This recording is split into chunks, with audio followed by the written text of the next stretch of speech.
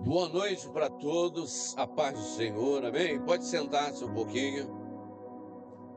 Palavra que nós vamos estar trazendo hoje, queridos, vai estar no livro de João. Procura aí o livro de João. E o capítulo é o capítulo de número 9.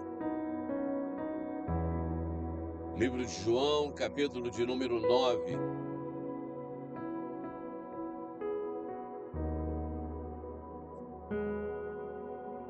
Eu tenho certeza absoluta que Deus vai estar falando por intermédio dessa palavra aos nossos corações, amém? Porque Ele não nos trouxe aqui por acaso. Ele nos trouxe aqui porque Ele tinha algo muito importante para falar com cada um de nós. E a gente precisa guardar no nosso coração a palavra. Sabe, às vezes a gente vem à casa do Senhor e ouve uma mensagem, e quando a gente sai e vai embora para casa, parece que aquilo some. Como uma fumaça assim, se espalha. E às vezes a gente tenta lembrar. Poxa, o que foi pregado afinal de contas? Não estou lembrando. Já aconteceu isso com você? Seja franco. Não já aconteceu isso contigo? Você sabe por quê? É porque nós precisamos pegar a palavra de Deus e prestar atenção como se presta atenção em um filme que nós estamos assistindo. Às vezes a gente assiste um filme, 1h e pouca de filme. A pessoa não quer nem levantar dali para beber água, para ir ao banheiro, qualquer outra coisa, que é para não perder nenhuma parte do filme. Já perceberam isso? E quando é no outro dia, você está com aquele filme guardado dentro de você. A primeira pessoa que você tem muita consideração, que você encontra, você diz para ela: menina, eu assisti um filme ontem. Mas que filme! Você sabe que tudo aquilo é ficção, é uma história, não é? Mas mesmo assim aquilo mexeu com as suas emoções e você começa a querer contar aquele filme. Você não consegue guardar só para você. Você quer passar para as pessoas. E às vezes passa tempo. E quando alguém fala daquele filme, você diz: olha, pode assistir, porque eu já assisti, é muito bom. Não já aconteceu isso com você? É muito natural. Porque, além de tudo, aquele filme mexeu com a sua emoção. Embora você saiba que aquilo é apenas uma história criada por alguém, um escritor, mas mexeu tão no profundo das suas emoções que você quer que aquilo se torne uma realidade para você. E aí você começa a querer passar para as pessoas. Deveríamos ser assim também com a palavra de Deus. Deveríamos ter também essa mesma garra, essa determinação com relação à palavra de Deus. Sabe por que é que a gente se esquece, que a gente sai da igreja e não precisa no outro dia não, mais tarde, se alguém dentro da sua casa perguntar para você sobre a mensagem, qual foi, que livro foi pregado, a gente já não lembra mais, porque a gente não estava completamente ligados, porque os problemas do dia a dia, a vida, os problemas da vida, eles começam a circularem na nossa mente naquele momento. E a gente vai ouvindo a palavra de Deus pausadamente, ou seja, com espaço de time, de tempo. De repente a gente está ouvindo e de repente a gente já não está mais ouvindo. De repente a gente está dentro da igreja e de repente a gente está em outro local completamente diferente. De repente a gente está visitando a nossa casa naquele momento. De repente a nossa mente vai lá no trabalho. De repente a nossa mente está preocupada com o que a gente vai pagar amanhã, o que vai fazer amanhã. Mas eu quero chamar a tua atenção que esse é o momento, exatamente isso. É um momento de nós nos desligarmos totalmente das coisas materiais e nos ligarmos com as coisas espirituais. Porque isso é importante. Nós precisamos fazer como aquela mulher samaritana. Você lembra da mulher samaritana? Que ela foi pegar água. E quando ela chegou lá para pegar água, ela encontrou com quem lá? Com Jesus. Jesus pediu água para ela. Ela usou um termo, uma palavra, e diz assim: como sendo tu judeu, pede a mim que sou uma mulher samaritana água. Tu não sabe que os judeus não se dão com os samaritanos? Jesus faz uma pergunta para ela e diz assim: se tu soubesse quem te pede água, tu daria desta água e eu lhe daria da água da vida. Presta bastante atenção agora. Jesus estava dizendo para a mulher que se ela, naquele momento, se ligasse com ele, ouvisse a palavra dele, ela não ia precisar mais ter esse sentimento ruim que ela tinha dentro dela de divisão entre os samaritanos e entre os judeus. Como nós, se nós nos ligarmos no Senhor, não teremos mais esta divisão dentro de nós entre as coisas materiais tomando conta das coisas espirituais. Mas depois que ela deu ouvido para Jesus, ela saiu dali e ela contou para as pessoas tudo que Jesus tinha falado para ela, tintim por tintim, todos os detalhes, porque a palavra do Senhor, ela penetrou o coração daquela mulher e ela já chegou por lá para falar para as pessoas com uma frase: eu encontrei o Messias. Ninguém precisou contar para ela. A convicção que ela tinha estava baseada exatamente em ter dado a atenção para a palavra do Senhor. E a palavra de Deus, ela entrou no coração dela de uma forma tão grande que criou fé consistente para que ela tivesse a certeza que ali estava verdadeiramente o Messias. Quero trazer hoje isso para nós aqui, irmãos. Que nós precisamos agora, neste momento, nos ligarmos completamente com a palavra de Deus, olharmos exatamente para o autor da nossa fé, que é Jesus Cristo, e ver que Ele está presente na nossa vida quando nós estamos presentes nele. A Bíblia diz assim: se alguém estiver em mim, nova criatura é.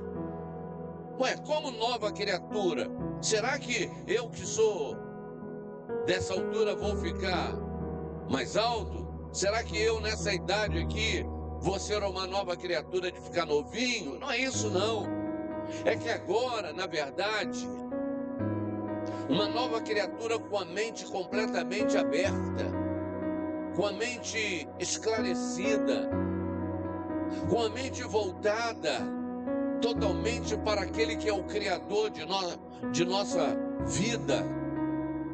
E nós então vamos entrar na palavra. Você achou aí o livro de João, capítulo 9? Então nós vamos para a leitura, porque essa leitura é muito importante. O que diz assim a leitura? Ela fala no título sobre a cura de um cego de nascença. A cura de um cego de nascença. Então quer dizer, o homem, já no ventre da sua mãe, ele teve uma má formação congênita e ele nasceu cego. Ele não ficou cego durante o trajeto da sua vida, não. Ele já nasceu, ele nunca havia enxergado. E é o que nós vamos saber aqui. E passando Jesus, viu um homem cego de nascença.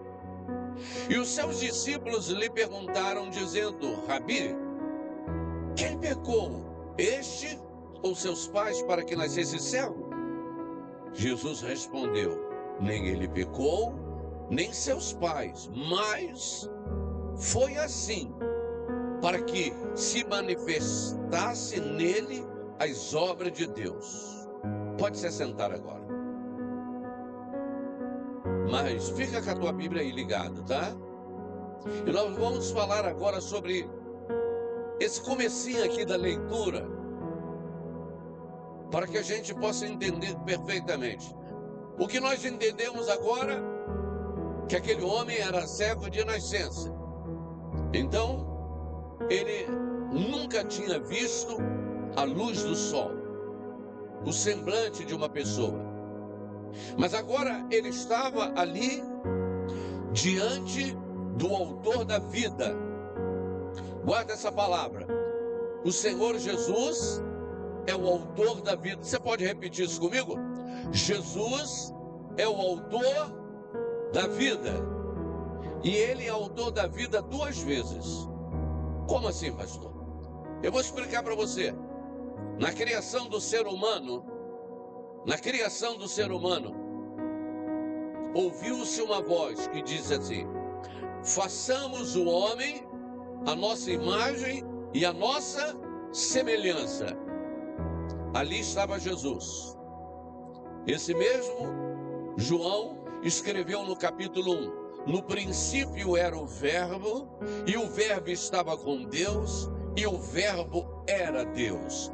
Todas as coisas foram feitas por Deus, ou por Ele, e sem Ele, nada do que se fez teria sido feito. Ponto. Então, quando eu digo que Jesus é o autor da vida duas vezes, então ele é o autor da vida quando foi feito o homem do pó da terra. Agora o homem pecou contra Deus. E ele agora já se propôs, no pecado do homem, trazer o homem para ele de novo. Como? Quando esse mesmo João, agora João Batista, vê Jesus e diz assim: eis aí o Cordeiro de Deus que tira o pecado do mundo. Jesus, neste momento, ele se transforma em um cordeiro para tirar o pecado do mundo. Porque no passado, para alguém tirar o pecado no passado, como era, irmãos? Tinha que apresentar um animal, levava o animal para ser imolado, quer dizer, sacrificado, derramava o sangue do animal, e aquele sangue do animal era para tirar o pecado daquela pessoa. Quando João diz que Jesus é o Cordeiro de Deus que tira o pecado do mundo, porque ele se entregou na cruz do Calvário, derramou o teu sangue para o perdão da humanidade. E aí de novo no livro de João 3,16, que diz: e Deus amou o mundo de tal maneira que entregou o teu Filho único, para que todo aquele que nele crê não pereça, mas tenha vida eterna. Então, nós adquirimos a vida eterna por intermédio de quem? De Jesus. Tá certo? Então aí está a razão quando eu digo que Jesus nos deu a vida duas vezes. Ele nos deu a vida material quando ele criou o ser humano. O ser humano pecou, entrou para a morte material, perdeu a vida material e também estava condenado a perder a vida eterna. E aí agora o Senhor vem e se entrega, tirando nossos pecados, para que nós tenhamos direito à vida eterna. Então, na leitura que nós fizemos agora, diz que Jesus passava por ali e viu um homem cego de nascença. Os seus discípulos fizeram uma pergunta: Rabi, mestre, quem pecou, este ou seus pais, para que nascesse cego? Jesus respondeu: nem ele pecou, nem seus pais, mas foi assim para que se manifeste nele as obras de Deus. Como assim? Se manifeste nele as obras de Deus. Ouça aqui, a Bíblia diz o seguinte, que tudo coopera para o bem daqueles que amam a Deus. Repete, tudo coopera para o bem daqueles que amam a Deus. E eu vou contar para você aqui, existem coisas que acontecem na sua vida que você hoje acha que é muito ruim, mas é para a glória de Deus. E Deus tem o controle de tudo, irmão. Ele tem o controle de tudo nas suas mãos. Tudo. Às vezes você está passando por um processo, tá? E aí você pergunta assim, mas será que Deus não está vendo o que eu estou passando? Tá. Só que Deus quer ser glorificado em você. Ele quer ser glorificado naquele seu problema. Porque as pessoas vão ver o seu problema, as pessoas vão ver a solução do seu problema e elas vão dizer, só Deus mesmo para ter dado uma saída, uma solução para esse problema. E é nesse momento em que o Senhor Deus é glorificado. O grande problema é que muitas das vezes nós não suportamos. Nós não entramos na palavra que está no Salmo 40. Esperei com paciência no Senhor e Ele se inclinou para mim e atendeu o desejo do meu coração. Nós temos muita pressa. E aí vamos lá para o Salmo 70. E dizemos, apressa-te, Senhor, a me socorrer. Como se na verdade Deus estivesse fora de tempo. Não. O tempo dele está certo e correto. E ele vai agir na hora certa. Amém, querido? É na hora certa que ele vai agir. Por exemplo, aqui, citando aqui a Bruna, né? A Bruna aqui, todo mundo dizia assim, que criança quietinha. Olha que criança tão quietinha. Aí eu ouvia da boca de alguns assim, falava assim, mas ela está demorando muito a andar. Não é? Conclusão dos fatos. A Bruna começou a andar. E agora o pessoal está louco com a Bruna. Porque aquela criança que era tão quietinha, agora não para mais. Então Deus sabia disso, estava dando uma colher de chá para a mamãe. Falou, olha só vou botar ela para andar no meu tempo. Porque se eu botar ela para andar antes do tempo, você não vai aguentar a barra. Deus sabe de tudo, irmão. Então, voltando aqui para o cego não era de nascença? Agora vem a pergunta que parece, desculpa a expressão que eu vou falar aqui, a pergunta parece uma pergunta meio idiota dos discípulos, porque os discípulos fazem uma pergunta assim, Senhor, quem foi que pecou? Ele, o cego, ou seus pais, para que ele nascesse assim? Ele ou seus pais, para que ele nascesse assim? Alguém pode pecar para ele próprio nascer com problema? A própria pessoa que vai ser gerada no ventre, ela pode pecar para que aconteça isso? Não. Nem ele, nem os seus pais, disse o Senhor. Mas isso foi assim para a glória de Deus. Você se lembra que na palavra de Deus diz que Deus é onisciente, onipotente e onipresente? Pode saber que quando aquela criança estava sendo gerada, na época, tá? Deus já tinha um propósito, o porquê é que ela iria nascer assim. Porque dentro do tempo de Deus, o Filho de Deus iria passar por ali. E passando por ali, ele iria se deparar com essa situação, com alguém cego de nascença. E neste momento, ele iria mostrar para todos que estavam ali que ele verdadeiramente era o próprio Deus. Como assim, pastor? Você lembra que eu disse que Jesus, no princípio, estava na criação do homem? E aí, o homem foi feito da onde? Do pó da terra, guarda isso. O homem não foi feito da terra, ele foi feito do pó da terra, da parte mais fina da terra. Ele foi feito. Quem estava lá na criação do homem? Deus Pai, Filho e Espírito Santo. Quando se ouviu a palavra, se ouviu no plural: façamos o homem a nossa imagem e a nossa semelhança. Ninguém ouviu o Senhor falar no singular. Então Jesus estava ali. Agora, o homem se depara com Jesus diante daquela situação. E o que a gente encontra agora aqui é Jesus cuspindo no chão, representando agora a palavra, tá?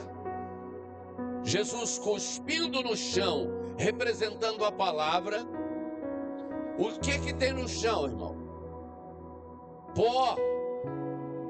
Da saliva que ele cuspiu no chão, que é a palavra, ele foi e fez uma lama. Pegou aquela lama, representando agora a autoridade dele da criação do ser humano, e passou na vista do homem que nasceu cego de nascença. E mandou o homem agora e se apresentar e se lavar no tanque. E o homem ouviu, obedeceu e foi. Guarda isso no teu coração. O homem ouviu, obedeceu e... Vamos repetir? Ele ouviu, obedeceu e foi. Existem algumas situações que eu vou contar para você. Muitas das vezes Deus está mandando a gente ouvir, dar ouvido à palavra de Deus, obedecer à palavra de Deus e ir em frente. E a gente não quer ouvir a voz de Deus, obedecer à palavra de Deus, e paramos no meio do caminho e não avançamos. Não avançamos. A palavra de Deus diz assim, que o Espírito do Senhor não tem prazer naquele que para, que retrocede, que volta atrás. Se você quiser agradar a Deus, você precisa ser uma pessoa determinada naquilo que você vai fazer, determinada naquilo que você realmente colocou na sua mente, no seu coração. Mas se você for uma pessoa de altos e baixos, irmão, hoje pensa uma coisa, amanhã pensa outra coisa, isso não agrada a Deus. O que agrada a Deus é uma determinação. Você se lembra do Saulo de Tarso? Qual era a missão de Saulo de Tarso?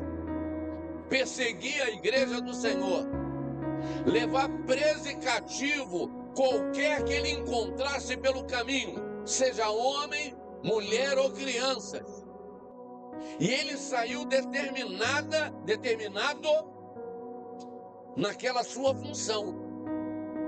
Deus olhou da tua majestade, da tua glória, e viu naquele homem alguém determinado. Mas pastor, ele estava determinado contra a igreja. Mas agora Deus mudou a história. O que Deus precisava era de alguém determinado. E viu naquele homem alguém determinado. Ouça aqui, determinação é algo pessoal, é próprio. Determinação não é nada dada por Deus. Diga, determinação sou eu quem crio. Digo, desistência também sou eu quem crio. Ou você pensa em vencer, ou você pensa em ser derrotado. A opção, ela é nossa nessa hora. Somos nós que tomamos essa decisão. Agora, se você tomar a decisão de vencer, quem vai estar com você é o Espírito de Deus. Se você tomar a decisão de ser um perdedor, quem vai estar com você é o espírito do mal. E aí, cabe a cada um de nós tomar a decisão que nós quisermos. Jesus nos chama a atenção, ele diz assim, existem dois caminhos. Escolhe um e segue. Somos nós que vamos escolher o caminho. Se você escolher o caminho para a vida eterna, vai caminhar com Jesus. Se você escolher o caminho da condenação eterna, você não vai caminhar com Jesus, vai caminhar com o maligno. Então somos nós que escolhemos o caminho. Voltando aqui na palavra, o homem foi. A Bíblia diz que ele foi. E quando ele voltou vendo. Então, querido, muitas das vezes o Senhor te dá uma ordem para você ir a algum lugar, para que eu vá em algum lugar. A gente precisa obedecer. Pode ser que na ida a gente não esteja nem enxergando direito aquilo que a gente vai fazer. Mas quando a gente estiver voltando, além de você enxergar, você vai sentir no teu coração que foi melhor obedecer a Deus, mesmo que você não estivesse vendo nada, do que você desobedecê-lo. Então hoje Deus diz para você, Ele te chamou para ser um vencedor. Ainda que haja luta, ainda que haja dificuldades, ainda que hajam problemas, em todas as lutas, dificuldades e problemas, você será mais do que vencedor em Cristo Jesus. A luta na sua vida pode durar um dia, uma semana, um mês, um ano, 10 anos, 20, 18 anos, mas saiba que Deus, Ele vai te dar a vitória na hora e no momento certo. O momento da luta é o momento da preparação para que você vença a batalha e a dificuldade. Então nós precisamos aprender isso, porque muitas das vezes nós achamos, irmãos, que nós, por sermos servos do Senhor, não teremos luta. Teremos sim, mas seremos vitoriosos em todas elas, se nós colocarmos nas mãos de Deus. Se nós colocarmos na mão de Deus, seremos vitoriosos. Mas se nós pensarmos em nós, na nossa força, seremos perdedores. Eu me lembro uma ocasião, há muitos anos atrás, um pastor, tem muitos anos atrás, ele era um pastor fortão, assim, igual Rodolfo, grandão. E uma vez, sabe, ele na rua, ele foi assaltado. Ele foi assaltado. E o sujeito viu que ele estava demorando a entregar os seus pertences. O sujeito puxou o gatilho do revólver. E o revólver não atirou. A bala não saiu. E o bandido puxou de novo. A bala não saiu. Deus estava colocando o dedo para que a espoleta não explodisse. Mas quando foi na terceira vez que o sujeito puxou e a bala não saiu, sabe o que ele fez? Ele falou, agora é comigo, quebro ele no pau. E partiu para cima do sujeito. Quando partiu para cima do camarada, o cara já estava querendo correr já, porque não saía a bala.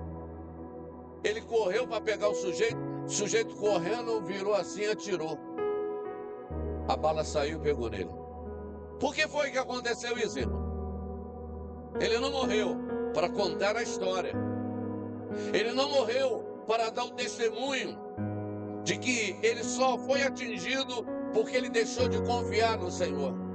Porque na hora em que ele estava passando pelo problema, ele clamou pelo poder do Senhor sobre ele. Me cubra, meu Senhor, agora. Coloca os teus anjos ao meu lado. E o Senhor atendeu. Mas quando ele achou que ele era muito forte e que ele poderia resolver no braço aquela situação, o Senhor falou, então é contigo. Aí a bala saiu. Sabe que está acontecendo isso muitas das vezes com a gente? Deus está querendo agir e trabalhar na nossa vida e a gente acha que pode resolver a causa sozinho. Sabe que o apóstolo Paulo ensina sobre isso? Ele diz que a nossa luta não é contra a carne nem contra o sangue, e que a nossa luta é contra as potestades espirituais.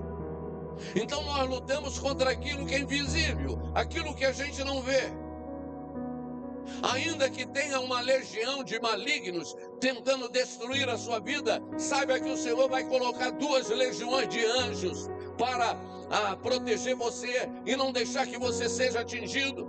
Mas a gente precisa aprender a confiar no Senhor. Hoje, agora, nessa hora, pessoas estão precisando de um socorro do Senhor. Estão precisando nessa hora do agir de Deus, do sobrenatural. E aí, irmão, você pode ter certeza que Deus vai agir na sua vida, naqueles que estão precisando. Agora, nunca esqueça que depois que você receber a graça, a misericórdia do Senhor sobre a sua vida, nunca esqueça de trocar graça por sorte. Porque o que mais acontece são pessoas que são agraciadas pelo Senhor com uma grande bênção na sua vida, e na hora de dar o testemunho da mão do Senhor, daquilo que Deus fez na sua vida, ela troca aquilo e diz: mas que sorte que eu dei. Caramba, aquele fulano passou ali na hora certa, uma tremenda de uma sorte, mas tu esqueceu que tu estava orando, clamando para que Deus fizesse exatamente isso, irmão. Então Deus hoje diz para mim, pastor, diz para a igreja, para cada um de nós, que você, eu, nós precisamos dar honra a quem realmente por direito tem honra. E a honra e a glória é para o Senhor Jesus Cristo. Hoje o Senhor diz para você: não me importa o problema que você esteja passando, não me importa a dificuldade que você esteja passando. Se for uma enfermidade, eu sou o médico dos médicos para curar-te da enfermidade. Não importa é caroço que apareceu em você. Irmão, está aqui quem realmente é uma testemunha viva de que Deus é o Deus dos impossíveis. Está aqui quem esteve aí internado quase 3 meses no CTI, irmão. Está aqui quem paralisou os 2 pulmões, estiveram paralisados. Está aqui quem esteve com os 2 rins paralisados. Está aqui quem tomou 13 tipos de antibióticos. Está aqui quem um dia foi desenganado pelos médicos, chamando a família e disse: não podemos fazer mais nada. Tudo que nós podíamos fazer, fizemos. Está aqui quem passou por tudo isso, mas está aqui quem não tem mais nada disso. Sabe por quê? Porque Deus é Senhor e a mão dele esteve todo o tempo estendido sobre a minha vida. E tudo aquilo que eu passei serviu para aprendizado, para saber que quando Deus opera, ninguém pode impedir. Operando o Senhor na sua vida, ninguém pode impedir. Não tem médico que declare a tua morte quando o Senhor já declarou a sua vida. Então aprenda isso. Amanhã você vai sair para resolver algum problema, uma situação que está difícil. Deus vai contigo na frente. Os anjos do Senhor estarão com você. Mas nunca esqueça de agradecer a Ele. Nunca esqueça de dizer para Ele que verdadeiramente o Senhor é aquele que cuida de nós. E Ele vai cuidar de você. Amanhã é um novo dia, uma nova semana. E amanhã também novas bênçãos estarão vindo sobre a sua vida. E nós vamos agora entrar em oração. Vamos começar a clamar pelo poder de Deus. Pedir a Ele que Ele transforme completamente o quadro que, segundo os homens, não tem mais saída. Para Deus tem saída. Fica de pé, por favor. E oremos ao Senhor Todo-Poderoso. Querido Deus e eterno Pai, nós graças te damos, Senhor, porque sabemos que a tua palavra, meu Pai, nunca volta vazia.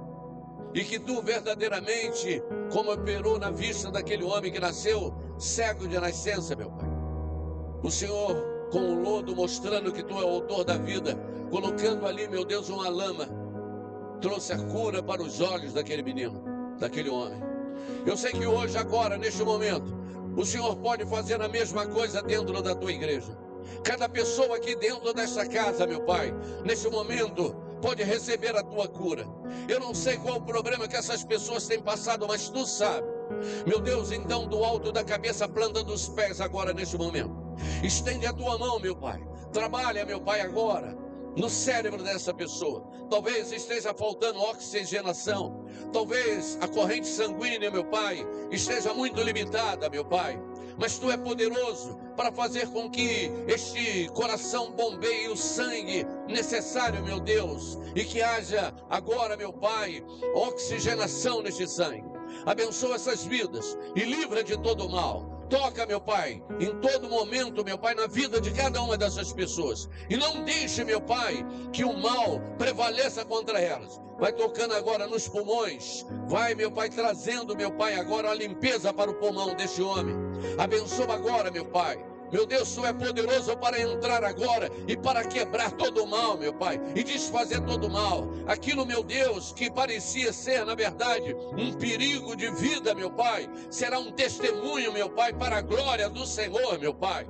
Abençoa essa mulher, tocando do alto da cabeça à planta dos pés. Abençoa no seu aparelho reprodutor. Tira dali, Senhor, todos os males, problemas que estão no ovário, nas trompas, no útero, meu Pai. Tira dali, meu Pai. Repreende todo o mal, Pai. Eu lhe peço em nome do Senhor Jesus, que a Tua mão poderosa e santa esteja estendida, meu Pai, sobre a Tua igreja, de uma forma generalizada, Pai. Em o nome de nosso Senhor e Salvador Jesus Cristo. E tudo seja, Pai amado, para a honra e para a glória do Teu santo e poderosíssimo nome.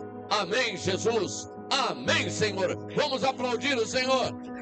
Glória a Deus. Aleluia. Exaltado seja o Teu nome, Senhor. E bendito seja para sempre o Teu nome. Aleluia. Glória a Deus. Pode sentar por um instante.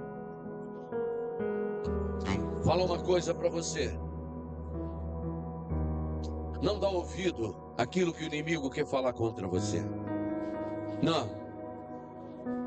O inimigo, a missão dele é tentar. Ele tentou o Senhor Jesus Cristo. Ele vai tentar a mim, vai tentar a cada um de vocês. Mas uma das coisas que agrada a Deus é a perseverança. E ainda tem uma coisa que ele diz: aqueles que perseverarem até o fim receberão a coroa da vida eterna. Irmãos, nós temos falado sobre isso. A maior oração é o perdão. Eu vou repetir. A maior oração é o perdão. Eu vou falar de novo. A maior oração é o perdão. A Bíblia chega ao ponto de dizer assim: se você trouxer a oferta diante do altar e lembrar que alguém tem alguma coisa contra você, deixa ali a tua oferta, volta lá, reconcilia-se com aquela pessoa, abre o coração, depois vem e traz a tua oferta. Se o nosso coração não estiver limpo, a oferta não é aceita. Se o nosso coração não estiver limpo, a nossa oração não é ouvida. Em primeiro lugar, aprenda, irmão. A gente gosta de ser perdoado, não gosta? Quando a gente ora a oração do Pai Nosso, uma das coisas que a gente fala é: perdoa as minhas dívidas. Mas tem a outra parte: assim como eu perdoo.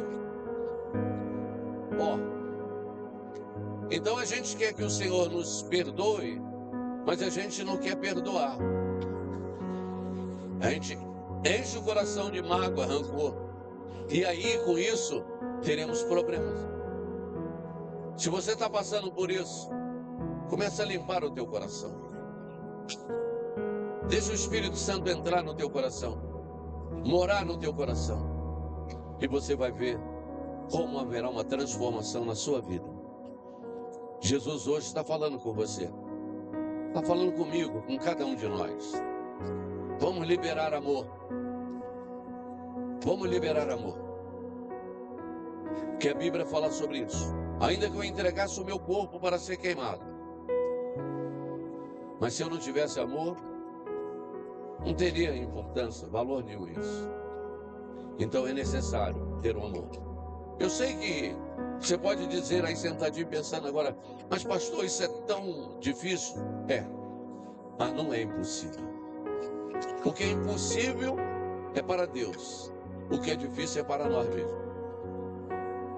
Amém? O que é impossível é para Deus, guarda isso. E o que é difícil é para nós. Se é difícil, é para nós. Ore a Deus que Ele vai te dar força e tu vai vencer essa batalha em nome de Jesus.